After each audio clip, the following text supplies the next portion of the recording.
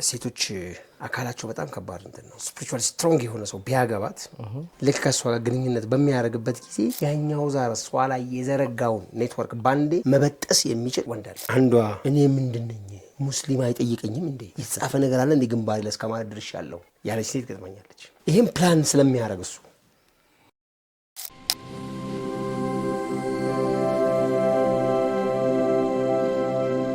ሰላም አለይኩም ወራህመቱላሂ ወበረካቱ ውድ ተመልካቾቻችን ዛሬ እንግዲህ ለየት ያለ ፕሮግራም ይዤላችሁ ነው የመጣሁት። ብዙ ጊዜ እኛን እንጠይቃለን እኛን መልሳለን እናንተን ተመልካቾች ጥያቄዎች ያው ቀጠሮ ይዘን ነበር ለማስተናገድ ዛሬ የተወሰኑ ጥያቄዎች እንግዲህ በዩቲዩብ እና በሜሴጅ መጥተዋል። እሱን መልሱታስ ምን ይመስላል? እንግዲህ ኡስታዝ ፈቃደኛ ነው። የመጀመሪያው ጥያቄ አንዲት እህት በተለይ የብዙ እህቶች ጥያቄ ነው ብዬ የማስበው እሱ ያነሳችው ምንድነው ብዙ ጊዜ የምታነሱት ሐሳብ ላይ እኛን የሚመለከት ጫፍ ነገር ታነሱና ዲቴል አትገቡም።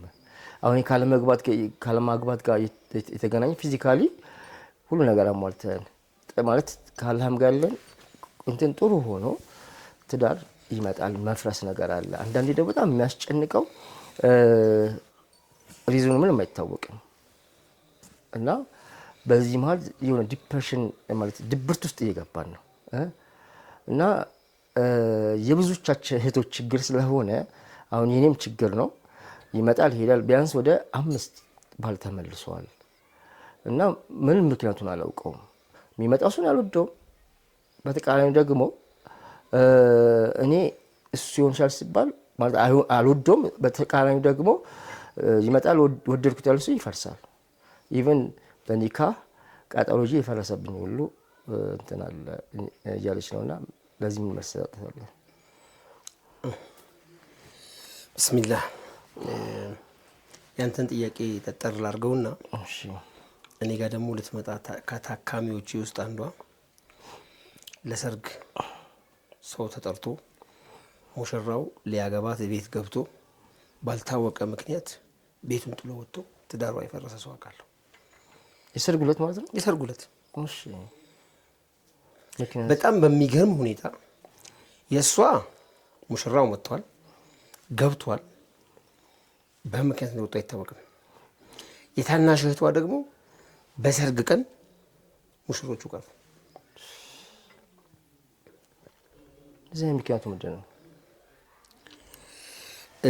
እንግዲህ ማች እያደረክ መሄድ ነው። ህክምና ኢንቨስቲጌሽን ይጠይቃል። አንድ ትልቁ የዛር ችግር ነው። ታላቅም ታናሽም ከሆነ ፋሚሊ ውስጥ የተመለከ ጅን ነበረ። ያ አምልኮ አሁን ልጆቹ እንዳያገቡ ያግዳል። ሰትንሽ ይሄን ነገርም በደም ስለሚያውቅ ዛር ራሱ ምንድነው ይሄ ነገር በሰዎች ዘር ውስጥ በሰዎች ዘረመል ውስጥ የመግባት እድል ያላቸው የጅን ጎሳዎች ማለት ነው። በአጠቃላይ እንደ አጠቃላይ ስታይ በአንተ ፍቃድ ወይስ በእነሱ ፍቃድ ነው? እንደ መጀመሪያው እንዳሁኑ አለ አየህ። በእኔ ፍቃድ ለማለት ወላጆቼ ፍቃድ የሰጡት ዛር እኔ ውስጥ ይኖራል። እነሱ ፍቃድ ስለሰጡ ተላልፎ ማለት ነው። ስለዚህ በእኔ ፍቃድ ለው አልችልም። ይሄንን እንደ አጠቃላይ ከመጀመሪያው የጠበቀን ቢሆን እንደተጠበቀን ነው። ሁለተኛ ደግሞ እኔው ራሴ በተለይ በኢትዮጵያ አሁን ነው እንግዲህ ይሄ ያንተ ቀሪና ነው። እንዲያውም አህዋል ጎሳ ነው አህዋል ነው አይባረርም። ስለዚህ እርቅ ይጠይቃል። ከሱ ጋር ከታረቅ ትልቅ ንግስና ታገኛለህ፣ ከሱ ጋር ከታረቅ ሀብት ታገኛለህ የሚል የተሳሳተ መረጃ ከሆነ ሰው ተሰጥቶት ለሱ የሆነ ነገር በማድረግ ራሱ ላይ ያጸድቅና በከሱ ወደ ልጆቹ የሚተላለፍ የጅን አይነት ማለት ነው። ይህ ሲሆን እሱ ለፈቀደው ሰው ካልሆነ በስተቀር you understand አንዳንዴ ሴቶች አካላቸው በጣም ከባድ ነው ያለው። አንድ ጠንካራ ወንድ ቢያገባት እቺ ልጅ ስፒሪቹዋሊ ከዛር ነፃ የሆነ ኢማን ያለው ማለት ነው። ኢማን ያለው ስፒሪቹዋሊ ስትሮንግ የሆነ ሰው ቢያገባት ልክ ከእሷ ጋር ግንኙነት በሚያደርግበት ጊዜ ያኛው ዛር እሷ ላይ የዘረጋውን ኔትወርክ ባንዴ መበጠስ የሚችል ወንድ አለ። ስለዚህ ይህ ወንድ እንደሱ ሆኖ ከመጣ ካምፕ የሚያፈርስ ሰራዊት ወደሱ እየመጣ ነው ማለት ነው። ስለዚህ በተቻለው መጠን ማገድ አለበት። በወሬ ነጋሪ ሊሆን ይችላል፣ በማጣላት ሊሆን ይችላል፣ እሷን በማንቀዥቀዥ የማይሆን መልስ እንድትሰጥ በማድረግ ሊሆን ይችላል፣ አስጠላኝ ብላ ጓዳ እንድትገባ በመግባት ሊሆን ይችላል። በተለያየ መንገድ ያ ሰው ግን እዚህ ፋሚሊ ውስጥ እንዲገባ አይፈቅድም። ስታዩት እናድድበታለች ሁሉ አንዳንድ ሴት ዱላ አንስታ ልትመታም ትችላለች። በሰርጌ ቀን በጥፊ ያልኩት ያለችኝ ሴት ቅጥላለች። በዚህ ምክንያት ነው። አሁን አላውቀውም፣ አሁን ላይ ሲሆን ነው።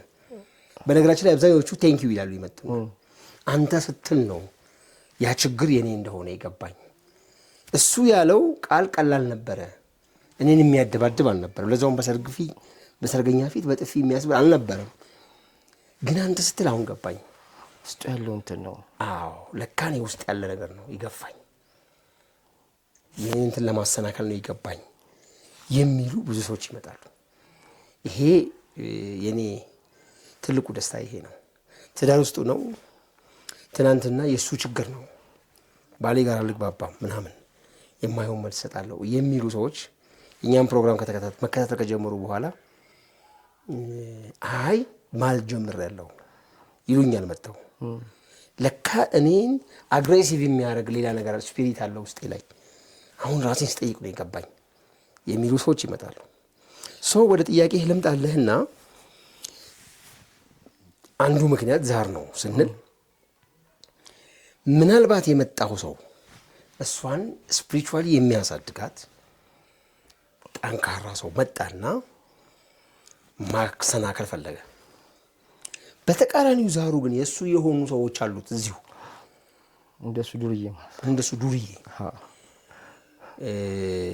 አንዷ እኔ ምንድን ነኝ ሙስሊም አይጠይቀኝም እንዴ የተጻፈ ነገር አለ እንዴ ግንባሬ ላይ እስከማለት ድርሻለሁ ያለች ሴት ገጥማኛለች። ይሄን ፕላን ስለሚያደርግ እሱ እኛ በዚህ ወርልድ በሌላ መንገድ ፕላን እንደሚደረግብን አናውቅም። ፈጪውም ጋጋሪውም አብኪውም እኛው ራሳችን እንመስለናል። ግን በእኛ ላይ ቁጭ ብሎ የሚያቦኩም የሚፈጩም የሚጋግሩም አሉ፣ የሚያስጋግሩም አሉ። እነዛ ናቸው ዛሮቹ። በአጠቃላይ ጠቅላላ አድርግና ሸይጣኖች በላቸው፣ ህይወቷን ሊያሰናክሉ የመጡ። ሁለተኛው በቤተሰቡ ላይ ሰራ ሲህርን ሊሆን ይችላል። ከዚህ ውስጥ ግን በደንብ ብዙዎች የማያዩት እና በደንብ ማወቅ ያለብን ደግሞ የፋሚሊው ጥበቃም ሊሆን ይችላል። ያ ፋሚሊ ከኸይረኛ ፋሚሊ ከትላልቅ በጎ ነገርን አስጠብቆ የመጣ ፋሚሊ ሲሆን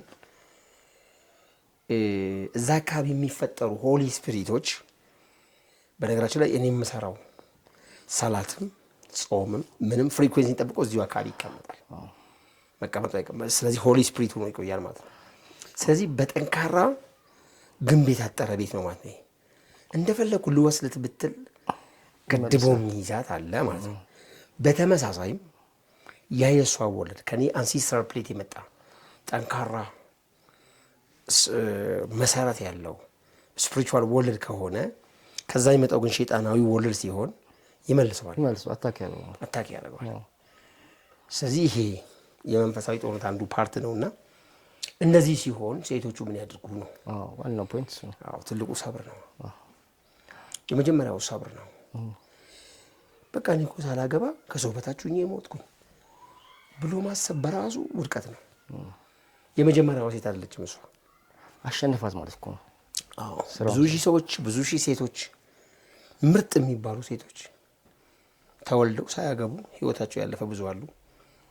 በቃ ሸይጣን የምታሸንፈው ይሁና በማለት ነው። በነገራችን ላይ ሳታገባ ምናምን ታታሉ በቃ አላህ ካለ ምን ችግር አለው? ምክንያቱም የምወልደውስ ቢሆን ልጅ እኮ 3 አይነት ነው ባይዘው።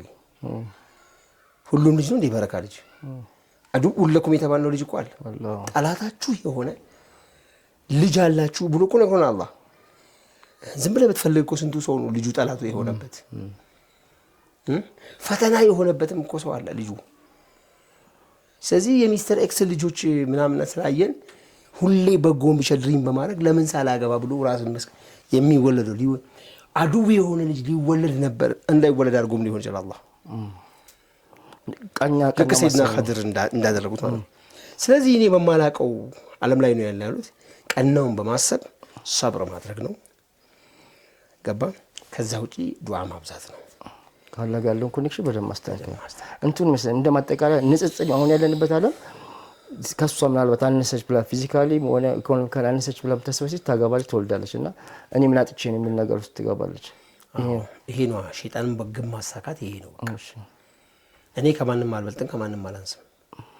ያቺ ጎዳና ላይ ያየኋት የወለደችም ከማንም አትበልጥም ከማንም አታንስም፣ ከኔም አታንስም ከኔም አትበልጥም የሚል አሳሰብ ጋር ማምጣት አለብኝ። እኔ አባቤሉ ልጅ ስለሆንኩ እንዴት ዝቅ አልኩ የሚል ጉራ የሸይጣን ጉዳይ አስፈጻሚ መሆን ያስመጣል ነው። በጣም እናመሰግናለን ኡስታዝ። በደንብ ተመልሷል ብዬ ተመልካቾችን ተስፋ አደርጋለሁ። እንግዲህ ሌሎች ጥያቄዎችም ካላችሁ እንግዲህ መጠየቅ ትችላላችሁ። እናንተም በጣም የጨነቃችሁ በዚህ ጉዳይ ላይ መጠየቅ እንፈልጋለን ለምትሉ ጥያቄ ካለ መጠየቅ ትችላላችሁ። አሊፋ ወዳጆ አሊፋ ቲዩብን ሰብስክራይብ ማድረግ በሶሻል ሚዲያዎች በሁሉም አማራጮች አለን፣ ቴሌግራም፣ ፌስቡክ ላይ እንግዲህ ጥያቄዎችን መጠየቅ ትችላላችሁ። ጥያቄዎቻችሁን ይዘን ደግሞ የሚቀጥለው ደግሞ ምላሾችን ይዘን እንመጣለን። እስከዛው እንግዲህ መልካም ጊዜ ይሁንላችሁ። ሰላም አለይኩም ወራህመቱላሂ ወበረካቱ።